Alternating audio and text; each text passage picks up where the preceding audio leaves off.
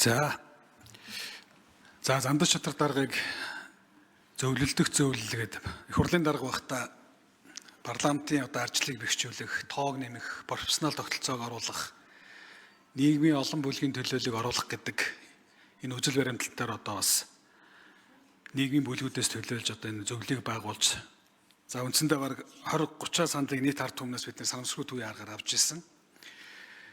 Маш тодорхой өнөөдрийн хүмүүсийн асуугадаага бүх асуултууд баг энд орсон байна. Би эргээд ухаад үзэхэд.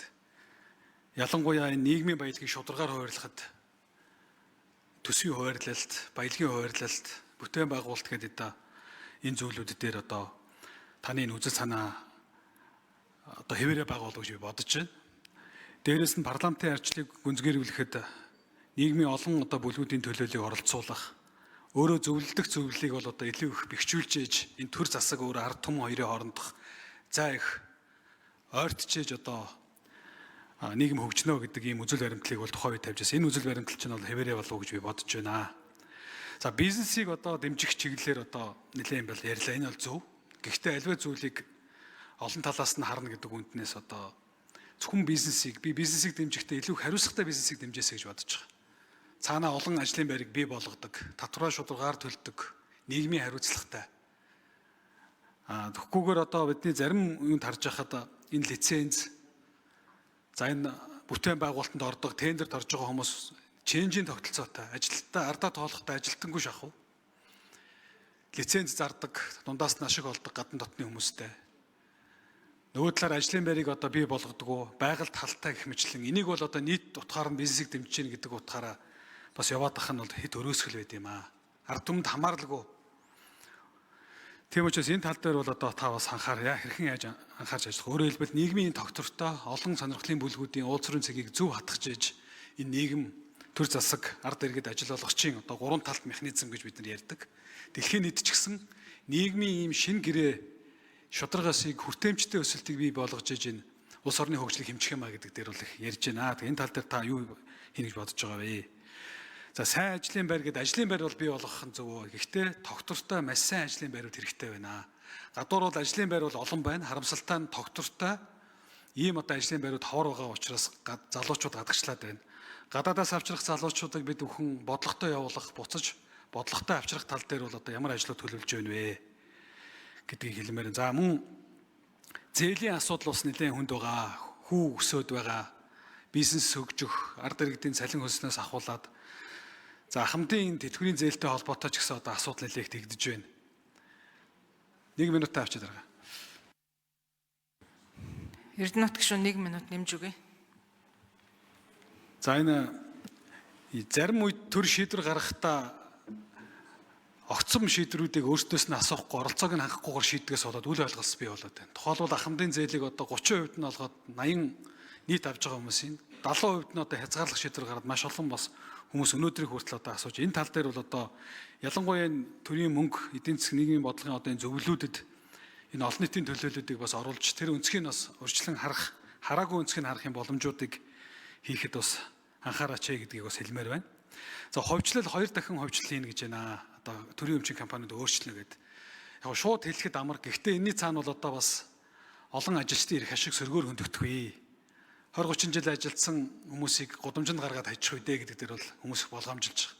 Тийм учраас энийг бол бас сонирхогч тэр үйлдвэрчний хэвэл ажил олгогч энэ тэнцвэрийг хангаж энэ шийдвэр дээр анхаараарай гэдгийг бас хэлмээр байна.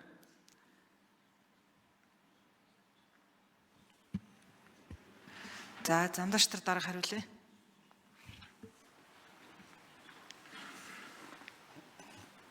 За зөвхөн Эрдэнэт гишүүний асуултанд хариулъя. За нийгмийн баялагын хуваарлалт үзэл санаа ер нь энэ ард иргэдийн үзэл санаа зөвлөлдөх арчлаар тэнцвэртэй мэдээллүүдийг харьцуулж дүгнээд ухамсартай шийдэл гаргаж байгаа энэ санал гарсан санал онолуудыг хэрэгжүүлэхийн төлөө энэ үндсэн хуулийн нэмэлт өөрчлөлт хууль эрхцэн шинжилгүүд хэрэгжсэн.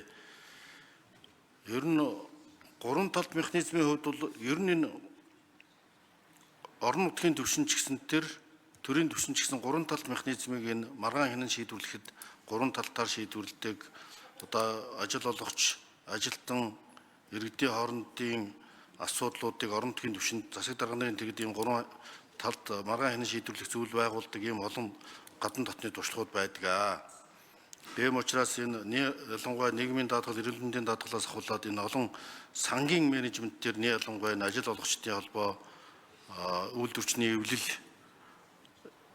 сангийн менежментийг зөв оновчтой болгох талаар түнд хяналт тавих талаар бас их санаачлагтай ажиллах хэрэгтэй юм байна гэж боддог. Энэ гурван талт механизмыг үр дүнтэй хэрэгжүүлэх хамгийн яруу жишээ нь хуульчлагдсан байгаа.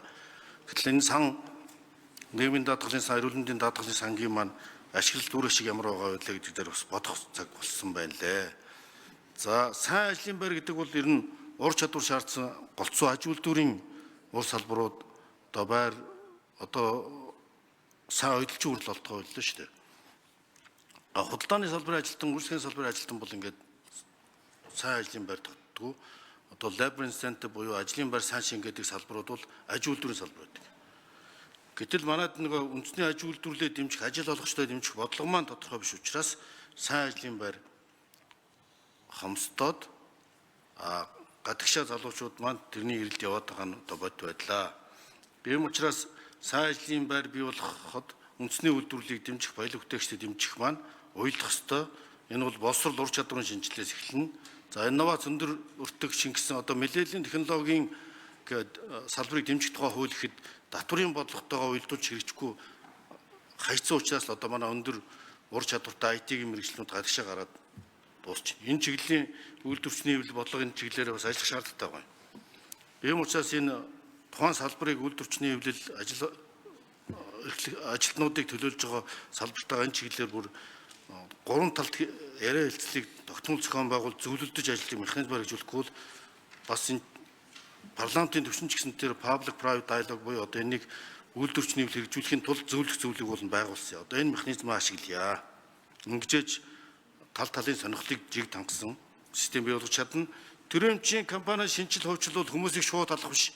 Үр ашиггүй бүтэц алдагдлыг зэгсэх бодлогын асуудал.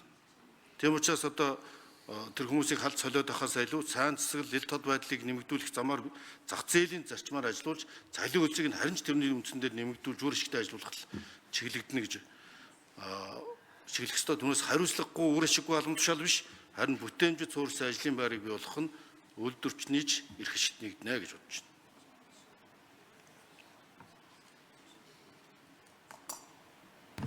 За, улсын